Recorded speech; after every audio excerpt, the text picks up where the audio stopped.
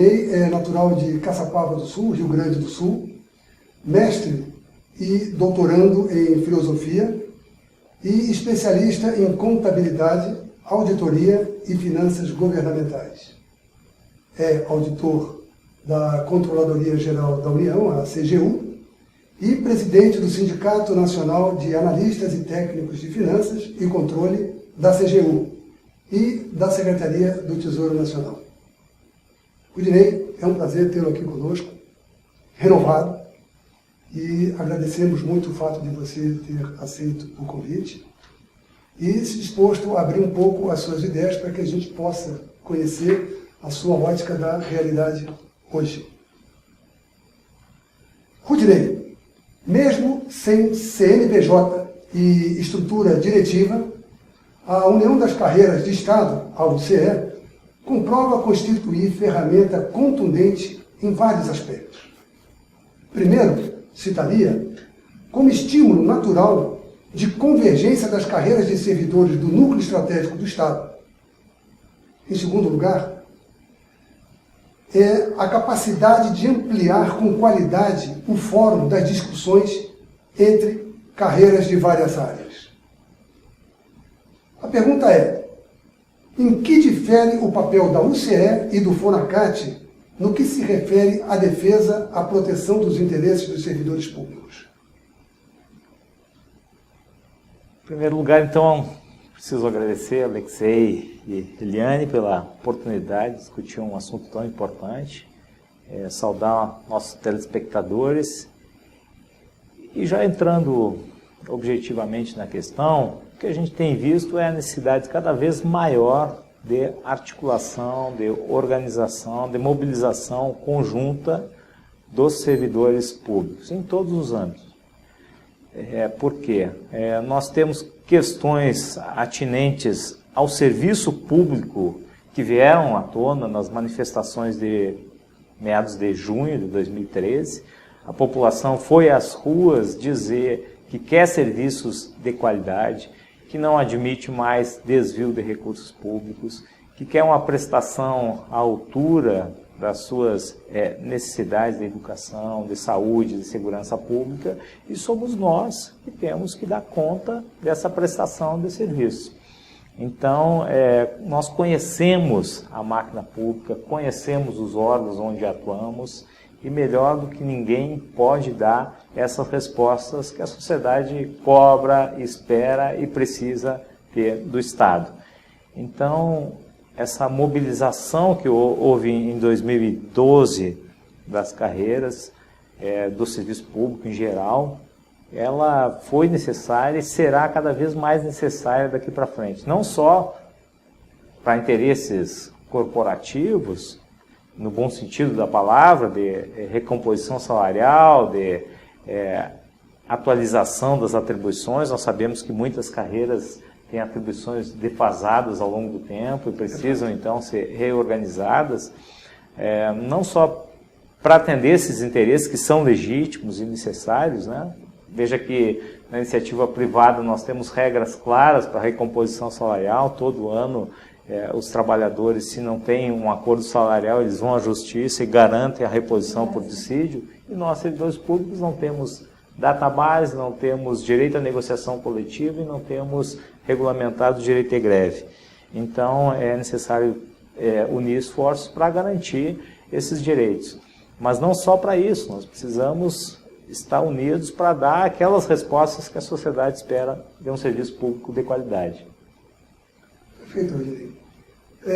Agora, Rudinei, nos reportando a julho de 2012, da paralisação promovida pela UCE, verdade? Em que eu insisto que mais lá chegamos em função da necessidade do que, infelizmente, pela nossa maturidade política, verdade? Mas isso tende a mudar ao longo do tempo. Bem, além das reivindicações remuneratórias, eu pergunto a você, a UCE não deveria levantar outras bandeiras também essenciais ao servidor público? Como, por exemplo, a falta de concursos públicos e o consequente incremento da terceirização da mão de obra? certamente, Alexei, essa é uma questão que nós precisamos entrar, ter cara e buscar soluções, porque não podemos admitir, em hipótese alguma, precarização dos serviços prestados à população. O que vem acontecendo em muitos órgãos, por meio de terceirizações, inclusive de atividades finalísticas de determinados órgãos, né? Que é inaceitável e é ilegal, inclusive. Também contratações temporárias, o servidor entra, fica um tempo, presta um serviço, não adquire a cultura daquele órgão, daquela instituição, e assim como entrou, sai, e não se forma, então, uma consciência daquela prestação de um órgão específico, né? Então, para aprimorar a qualidade dos serviços públicos, nós precisamos ter carreiras bem estruturadas. Não podemos admitir essa quantidade imensa de requisitados na administração pública, servidores que não são de carreira, que vêm e às vezes assumem funções de comando nas instituições.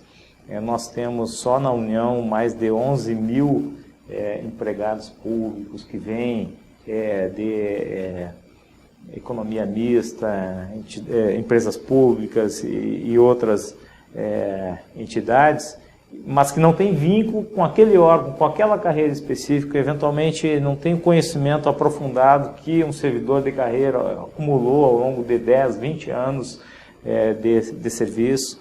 Então, é uma das bandeiras, certamente, que mobiliza a atenção desse conjunto de servidores que tem um histórico, né, que tem condições de contribuir para a qualificação dos serviços públicos.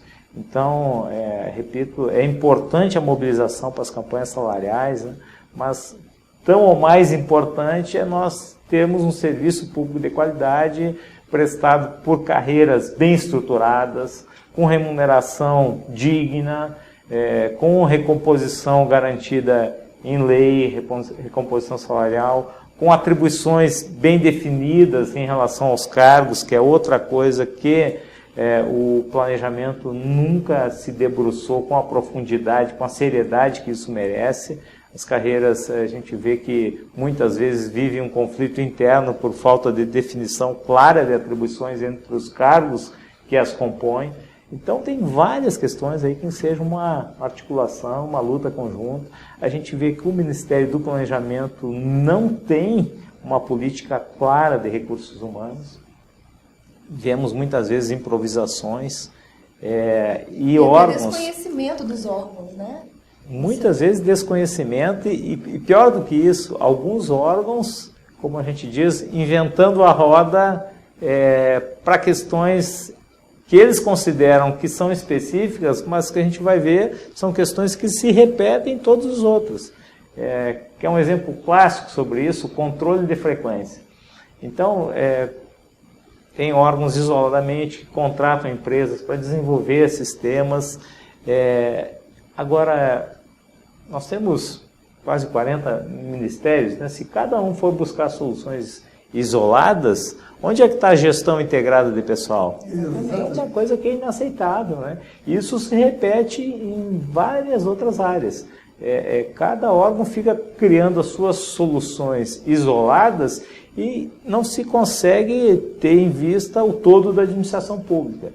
Esse é um grande erro que nós precisamos imediatamente superar. Estamos incidindo, inclusive, em gastos desnecessários, recursos que vão pro ralo, porque se fosse adotada uma solução global, ora, isso aí poderia ser replicado para todos os ministérios, né? Teria o conjunto de servidores e não uma categoria isoladamente. Então, para evitar essas questões, a gente tem que, inclusive, ampliar o canal de diálogo com o planejamento. A gente tem um canal de diálogo na SRT, que é a Secretaria de Relações de Trabalho, mas a Secretaria de Relações de Trabalho não gere pessoal que é uma incumbência da CEGEP. Então, a Secretaria de Gestão de Pessoas que tem essa incumbência precisa ouvir o conjunto de servidores, precisa ouvir os sindicatos e, a partir desse diálogo, construir soluções globais. Não adianta cada um ficar isoladamente tentando resolver questões específicas que muitas vezes esbarram na lei, que muitas vezes cria um conflito interno, ao passo que se nós buscássemos soluções isoladas, um tratamento isonômico para os servidores, ficaria bem mais fácil de chegar a um final feliz aí dessa gestão de pessoas, que é algo complicado, mas, repito, precisa ter uma visão integrada. Muito bem.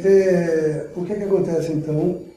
É um problema de gestão e o ônus é do servidor público. Isso que você falou, enfim, muito pertinente, de que muitas vezes o indivíduo vai trabalhar em determinada área, até em cargo de chefia, aliás, bastante, com nenhum conhecimento da área de trabalho, é verdade? E ocupa lugar de chefia, e isso desestimula aquele servidor que sim fez concurso e preparou-se, verdade, para o desenvolvimento do seu trabalho. Isso é fato. É triste, mas é um fato que precisa ser corrigido, e essa correção depende, da nossa mobilização, fundamentalmente, porque senão nada acontecerá, ou acontecerá muito lentamente, bastante lentamente, e também não é o que queremos. Mas, Rudinei, reportando ainda a 2012, nas mesas de negociação com o Unipog, chegamos a um acordo de reajuste linear com o governo de 15,8% a serem pagos ao longo de 3 anos. Como o Rudinei vê o panorama para a retomada dessas negociações, já que o percentual não nos atendeu, aliás, sequer recuperou a perda histórica, certo, inflacionária, segundo os registros do Banco Central? Bom, Alexei, essa é uma questão que, para respondê-la, precisamos fazer uma retrospectiva do que foram as negociações anteriores, especialmente a negociação de 2008, onde os servidores tiveram, sim, um incremento salarial condizente com a inflação do período, e talvez retroceder um pouco mais ainda e lembrar do período de Fernando Henrique Cardoso, que foi o governo do PSDB por 8 anos, em que os servidores foram tratados a pão e água, com ou sem reajustes ou com reajustes pífios. E depois, quando o governo petista assume, então, o governo começa um processo aí de negociação. As negociações nem sempre atingem patamares que nós esperamos, mas elas têm ocorrido. Tem ocorrido com todas as dificuldades, que é a economia nacional e internacional. A conjuntura às vezes é desfavorável, mas a gente precisa reconhecer. E, enfim, nós temos uma mesa de negociação instalada, que as entidades são recebidas segundo determinados critérios de interlocução, que privilegiam, inclusive, a interlocução com os sindicatos, como é o caso do Sindicato Itamaraty, que agora tem assento e fala por toda a carreira. E isso, foi uma conquista ao longo desse governo que a gente não pode ignorar. Em relação a 2012, a gente precisa lembrar também que nós vivíamos uma conjuntura econômica na qual o país passava por dificuldades, que são dificuldades internacionais. A economia do planeta, que tem hoje mais de 7 bilhões de habitantes, não pode continuar crescendo a ritmos alucinantes, senão nós vamos destruir o planeta.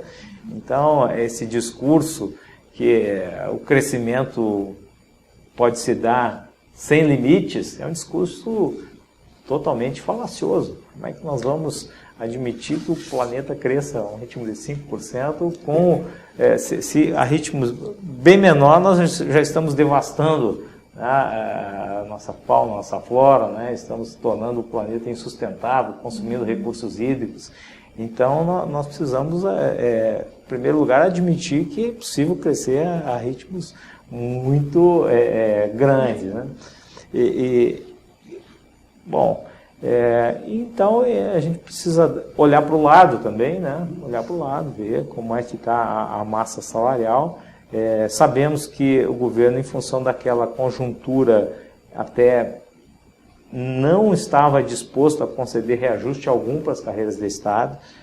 foi a organização, a mobilização conjunta em uma luta intensa.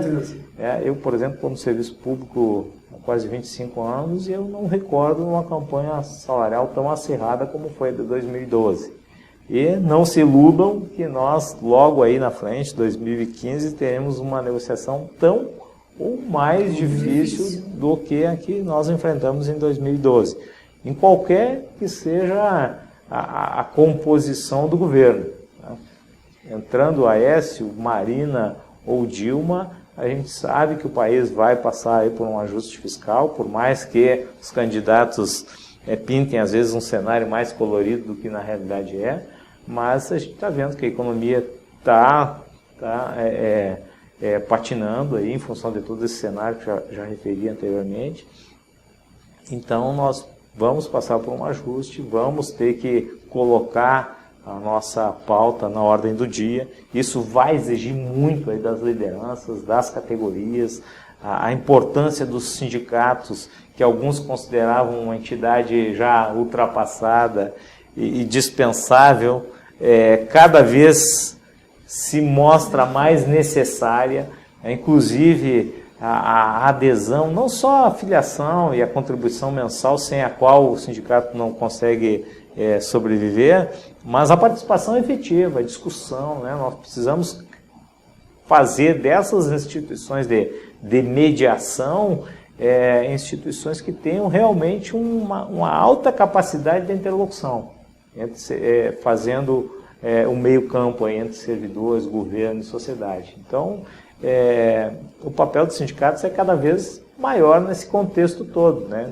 de dificuldades e de necessidade de cada vez maior profissionalismo no exercício dessa interlocução. Rodinei, até pegando, enfim, o gancho da sua colocação, os sindicatos hoje, o comportamento do sindicato, até pela análise que você fez, está bastante amadurecido, quer dizer, não temos uma visão exclusiva das nossas necessidades, mas sim daquilo que provoca essas necessidades e das condições, verdade, dos interlocutores do governo em nos atenderem. Isso é muito importante porque aí a gente pode, inclusive, estabelecer estratégias assim, mais eficientes, mais eficazes. Verdade? Agora, é importante essa questão da negociação coletiva, porque o governo passou, então, a atender, a pelo menos receber algumas carreiras, né? E o que hoje se discute muito é sobre a regulamentação da Convenção 51 da OIT, e onde alguns temas importantes terão que ser debatidos pelo governo e pelos servidores, como negociação coletiva e direito de greve.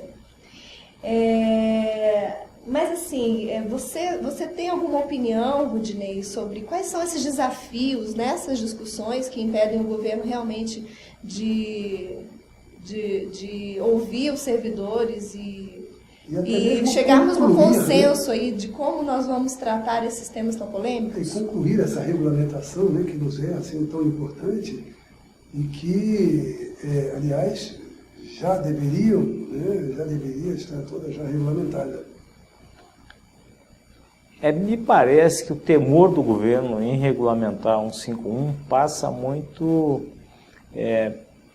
pelo temor de que isso constitua lá na frente uma espécie de gatilho salarial, né?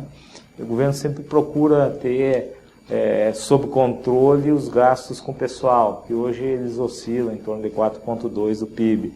Já tivemos percentuais maiores, hoje está estabilizado o gasto de pessoal da União, não é um gasto muito expressivo, mas me parece que a questão de fundo e mais importante e vem segurando essa regulamentação é o governo ter uma espécie de database, né? Uma obrigação de aumentar anualmente. Ele tem medo de que com a fixação de database, de regras claras de negociação coletiva, inclusive de dissídio, quando não se chega a uma negociação que atenda conjunto de servidores, que isso possa constituir, então, uma obrigação que vá comprometer as contas públicas. O que a gente sabe também que não é totalmente verdadeiro, porque a inflação, ela corrói os salários, é inegável, né? E a inflação, ela atinge pesadamente o bolso do trabalhador, como o Alexei já falou anteriormente. Nós tivemos reajustes aquém da inflação e tivemos uma perda do nosso poder de compra, né? Sim. Então, nós como trabalhadores, né, assim como os trabalhadores da iniciativa privada, não podemos admitir a corrosão sem uma recomposição, pelo menos do processo inflacionário. É claro que a gente sempre quer ter, numa negociação salarial, ganhos reais, né? Mas a nossa luta realmente é para a fixação de uma database. Sem essa database, a gente tem que se mobilizar e fazer greves, e fazer todo um conjunto aí de articulações contra as carreiras, ir para a rua, protestar, para que se comece a negociação. Né? Começada a negociação, a gente também não tem nenhuma garantia que ela vá chegar a um consenso em termos de percentuais, né? Então precisamos também pensar na regulamentação e como é que a gente vai estabelecer percentuais de recomposição, uma vez não atingindo aí um consenso na mesa de negociação. Quem é que vai fixar esse percentual? Se é a justiça, né? Ou se uma terceira instância ditaria as regras. Mas isso tudo aí está na ordem do dia das centrais sindicais, confederações e sindicatos singulares, né? Regulamentar 151, estabelecer database,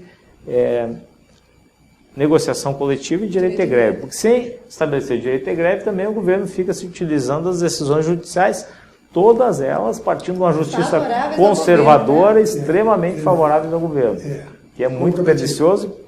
Praticamente impedem a mobilização. Nós tivemos agora algumas carreiras que acenaram entrar num processo de mobilização no período da Copa do Mundo. A AGU foi para a Justiça e conseguiu liminares que impediram qualquer manifestação. Temos o caso da Polícia Federal, temos o caso dos auditores federais. Então, isso inviabiliza, né, sem contar os projetos de lei antidemocrático que existem, né, já foram propostos em que os servidores poderiam entrar em greve, mas 70% do contingente teria que estar trabalhando, né? Então, aí não seria mais uma greve, seria um rolezinho lá no shopping, verdade? O projeto de lei do senador Aloysio Nunes, por exemplo, ele lista uma quantidade imensa de atividades que ele considera essenciais, sendo que essas atividades essenciais precisariam manter um percentual aproximado, aí, 60%, 70% de servidores operando normalmente, mesmo em períodos de mobilização, ou seja, inviabiliza o exercício do direito de greve. E você falou em corrosão, né? Mecanismos para pensarmos na corrosão salarial, e aí o que a gente percebe, Rodinei? Os próximos 2 anos, particularmente, serão difíceis em razão do atual cenário. Quais são suas perspectivas de articulações e de movimentos que os sindicatos poderão fazer para que esses temas avancem? Fazendo uma viagem assim no imaginário, nos próximos 2 anos, o que nos reserva quanto sindicato? Mobilizações e as ações que podemos mais ou menos antever. Vamos lá tentar fazer um exercício aí de imaginação que, enfim, já passa aí pelas discussões das entidades de classe. Os mais pessimistas acreditam que a gente não teria nenhuma negociação em 2015, dada a necessidade de um ajuste mais pesado nas contas públicas.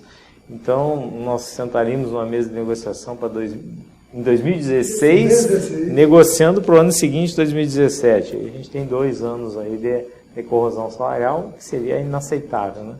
Então, o conjunto de servidores está se mobilizando para entrar pesadamente em campanha no ano que vem. Essa articulação que nós fizemos em 2012 das carreiras de Estado, né, com a articulação que deu resultado, ela precisa ser expandida, né? Eu não acredito em ganhos isolados de determinadas carreiras, aquelas negociações que a gente percebia algumas décadas atrás, principalmente grupos isolados que conjunturalmente têm mais poder de pressão em determinados momentos.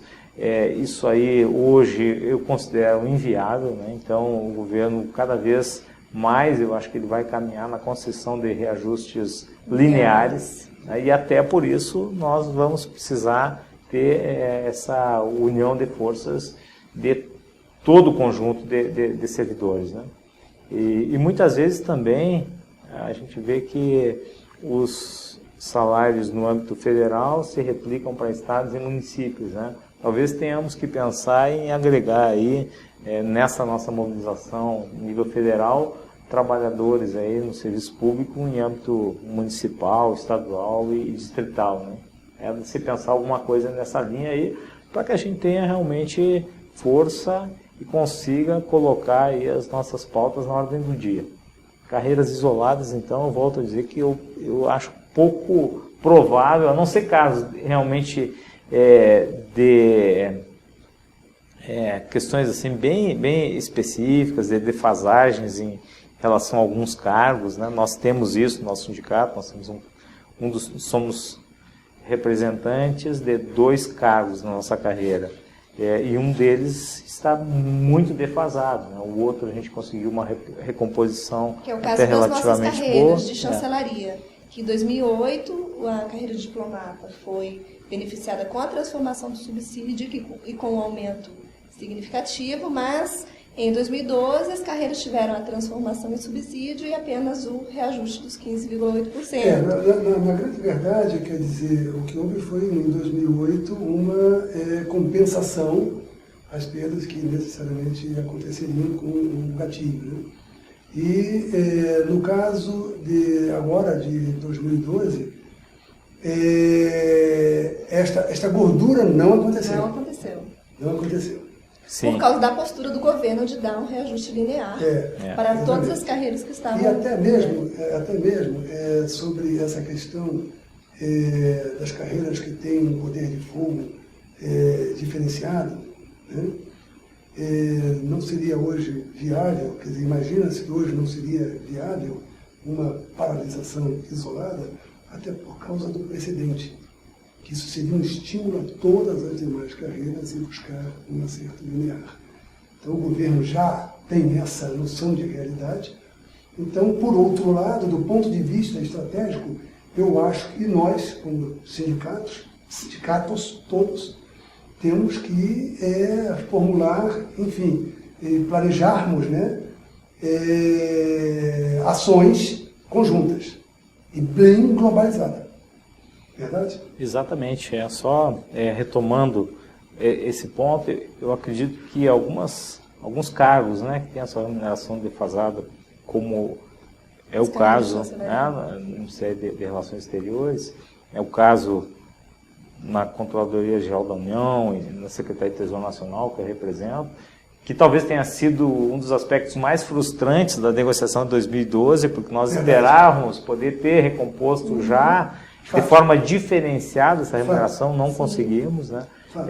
Eu acho que nesses casos a gente tem que retomar essa bandeira e colocar ela, como eu disse, na ordem do dia. Aí sim, talvez seja possível uma recomposição diferenciada, mas para o conjunto de servidores eu ainda penso que o governo deve tratar isso como um conjunto, né? E oferecer um percentual linear. Linear, certo. Rudinei, você ingressou no serviço público em 1988. Desde então você vem participando das atividades em defesa dos direitos dos servidores.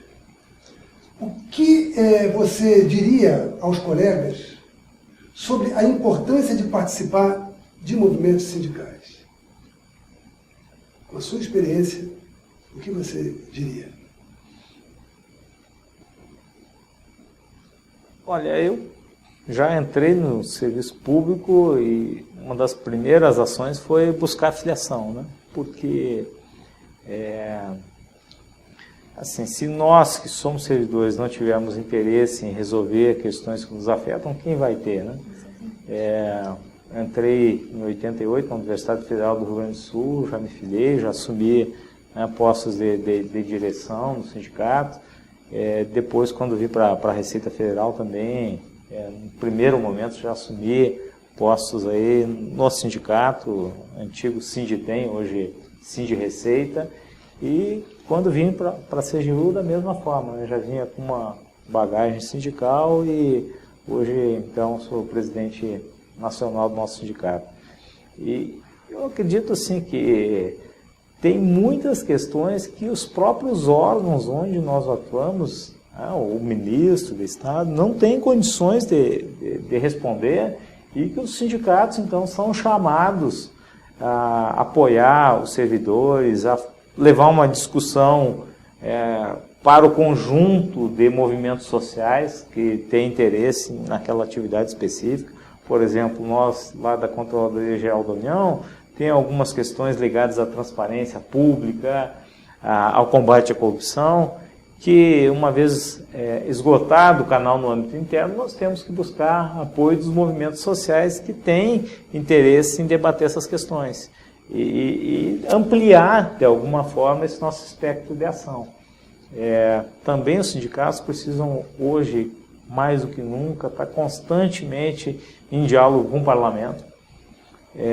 A gente sabe que muitas questões que nos dizem respeito, projetos de lei, tramitam no Congresso Nacional e os servidores, enfim, não têm condições de isoladamente fazer essa interlocução, até porque ela requer profissionalismo, uma assessoria parlamentar competente, uma avaliação jurídica em muitos casos, né, que subsidia a nossa ação. Então, tem muitas questões que só esse conjunto organizado de servidores e organizado por meio de um sindicato pode realizar. Temos o caso aí das ações judiciais, né? Só nossos sindicatos têm, mais de uma centena de ações judiciais em fase de conhecimento, outras tantas em fase de execução. Temos um passivo trabalhista, aí no caso da União deve para os nossos servidores em torno de 2 bilhões de reais.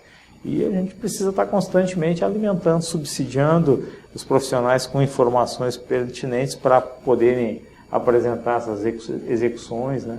A gente sabe também que a União trabalha sempre para protelar os pagamentos por meio da Advocacia Geral da União, e nós precisamos, então, estar constantemente acompanhando, subsidiando os advogados. Então, tem uma gama imensa de atividades que o sindicato realiza para facilitar a vida dos servidores. Então, assim, é de se esperar que esse servidor, no dia que ingresse no serviço público, ele já apresente a sua carta de filiação, para ter forças, né, para ter condições de ser representado e bem representado. Ele também tem que exigir uma representação à altura daquilo que ele merece, né, porque, enfim, nós aqui somos servidores de carreiras de Estado, carreiras que têm um papel importantíssimo a desempenhar no Estado. E servidores altamente qualificados precisam ter uma representação à altura das suas competências. Então, eles têm que participar, não só contribuindo mensalmente para a sobrevivência do sindicato, para a manutenção financeira, mas têm que contribuir aportando ideias, fazendo críticas, né, e assumindo postos, né, porque hoje estamos nós na direção do sindicato, amanhã estarão eles, né, e é necessária e é fundamental a renovação. Mas isso tudo, então, passa pela participação ativa na vida política da entidade de classe. Agora, você, nessa sua trajetória, você teve mais momentos onde você se sentiu perseguido por ser um dirigente sindical, ou você teve uma liberdade para atuar nesse meio e poder representar os seus colegas? Até porque também tem essa questão, como conciliar o trabalho com o mandato classista. Essa é uma questão importante. Eu, particularmente, assim, nunca tive problemas, a não ser casos bem episódicos, assim, mas tanto na Receita Federal, como na Universidade Federal do Rio Grande do Sul, como na Controladoria Geral da União, existe uma cultura entre os servidores e os próprios dirigentes da importância da representação de classe. Sim. Então, alguns dirigentes mesmo, que hoje ocupam postos de comando nessas instituições, já foram dirigentes sindicais, né, sabem da importância da representação classista. Então, eu particularmente não tive assim, problemas, mas eu sei também de casos em que há perseguição, né, que há cerceamento aí da atividade sindical. E para tudo isso, é claro, a gente tem que garantir por lei, e hoje temos um encaminhamento adiantado com o governo de retomar as liberações para o exercício do mandato classista. Sem isso não se faz sindicalismo, sem servidores liberados integralmente. A gente que está à frente do sindicato, a gente sabe que não adianta liberar para um determinado evento, para uma determinada ocasião, tem que haver uma liberação total do servidor, para que ele possa se dedicar aí, durante o período do mandato, integralmente na defesa profissional. Então, pelo menos os interlocutores do governo federal com os quais nós conversamos, eles querem resolver essa situação. Vocês lembram que lá atrás, ainda no governo Fernando Henrique, nós tivemos aí uma alteração na Lei 8.112 que impediu as liberações com ônus para a administração. Isso fez com que os sindicatos fossem pesadamente onerados aí no reembolso dos servidores hoje que são liberados, né? Inviabilizando que muitos pudessem utilizar esse direito. Então agora a gente está tentando reverter essa situação, que já deveria, inclusive, no governo de trabalhadores ter sido revertida, é bem verdade, né? Esse foi um dos grandes erros aí desse governo, que não deu, né, não propiciou o reacerto aí dessa questão, mas agora pelo menos temos esse compromisso, né, assumido aí pelo ministro Ricardo Berzoini, pelo secretário-geral da Presidência da República, ministro Gilberto Carvalho, em tão logo passe o período eleitoral, eles encaminharem para o Congresso um projeto de lei garantindo as liberações, especialmente para sindicatos e para as instâncias superiores, aí, federações, confederações, centrais sindicais, liberações com ônus para a administração.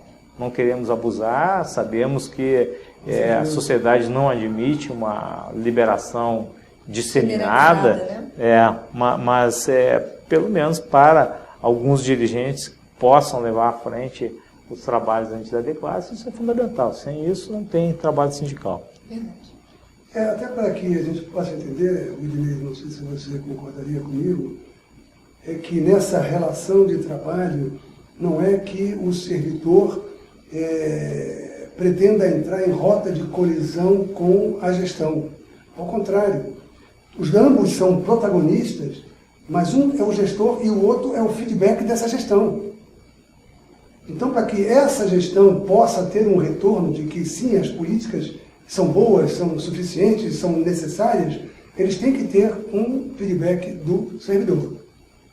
Você concorda com isso? Exatamente, Alexei. E mais do que isso, até tem algumas questões, como eu já falei anteriormente, que a própria administração ela não tem, não faz parte da sua competência institucional, digamos assim, atuar naquele âmbito, né? Muitas vezes ela depara barreiras. Por exemplo, a representação é pelo sindicato. A representação, sim, a representação classista, mas nós tivemos casos específicos agora, que foram citados até pelo Alexei, de recomposição de quadros, né? O que os órgãos fazem? Eles pedem o reforço do quadro pessoal para o Ministério do Planejamento. O Ministério do Planejamento ele tem um olhar assim linear para a administração pública, mas nós sabemos que tem casos específicos que demandam um olhar próprio. Por exemplo, no caso do combate à corrupção, o governo não pode olhar o gasto com o pessoal nessa área como um custo. Sim. É um investimento. Nós sabemos que hoje, só no Brasil, são desviados em torno de 200 bilhões de reais anualmente dos cofres públicos, considerando União, Estados, municípios, Distrito Federal. Então, como evitar essa sangria, né? Esse dinheiro todo que vai para o ralo e deixa de ir para a saúde, para a educação, para a segurança pública.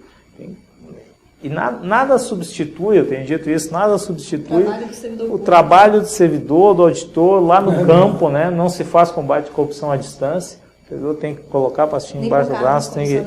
Isso, ele tem que ter garantias das suas prerrogativas, garantias legais, né, para o exercício das suas atribuições, e tem que ir a campo, tem que ver, tem que investigar, tem que conversar com pessoas, isso demanda deslocamento, né, passagens diárias e tudo mais, tudo isso tem que ser garantido, né, os órgãos precisam ter uma certa autonomia, independência para a atuação, tem que ser órgãos, cada vez mais órgãos de Estado, e não órgãos de governo, e muito menos de partidos, né? Sim. Então, essa é uma questão que a gente precisa sempre ter presente, né? O sindicato também ele atua na defesa desses interesses da sociedade, né? São interesses da sociedade. Rodinei, enfim, podemos concluir esse nosso bate-papo, até porque temos assunto aí para conversar meses e meses e meses, verdade? Como acontece sempre quando a gente se encontra em outros foros, né? Mas gostaríamos que você abordasse alguns aspectos que lhe pareçam, enfim, relevantes, sobre alguns aspectos, enfim, alguns temas que possamos, assim, não ter trazido aqui a discussão.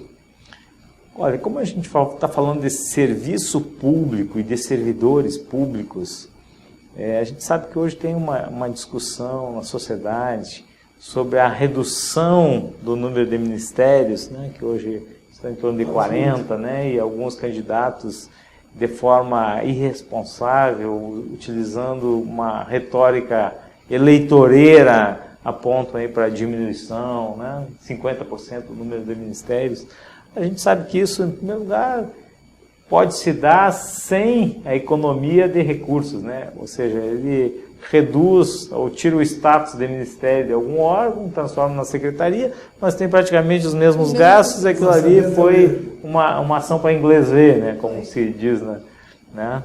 No jargão popular. A carga hoje de trabalho do Ministério do Planejamento, eles alocam boa parte, né? Do seu tempo de trabalho em gestões do PAC, gerindo obras do PAC, uma outra parcela para questões orçamentárias e tudo mais. E em relação à gestão de pessoal, olha, é um fragmento mínimo da atenção e da energia do planejamento que é dedicado para essa área. E nós talvez precisássemos de um ministério específico para cuidar do serviço público, para gerir essa questão de carreiras, que é uma questão complicada, mas hoje a gente vai ver que tem mais de 300 tabelas salariais, né, o que não faz sentido, porque tem muitos servidores que executam as mesmas atribuições e deveriam receber a mesma remuneração. Né, talvez estratificar aí em cargos, né, carreiras que têm realmente atribuições mais complexas.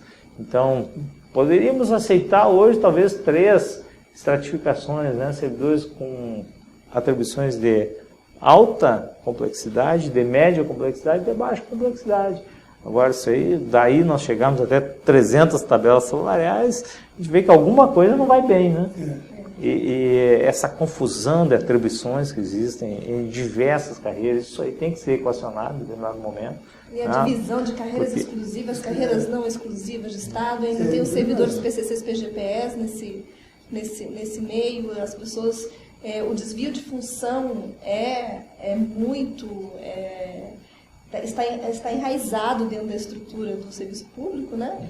E o que eu percebo é que, assim, apesar de poucas ações no judiciário, elas não conseguem remediar o problema. O problema não é pagar a diferença remuneratória, mas é a manutenção do desvio de função generalizado. Exatamente. Então, a distância também, né, da definição, como você me colocou, das atribuições para a realidade da prática, né?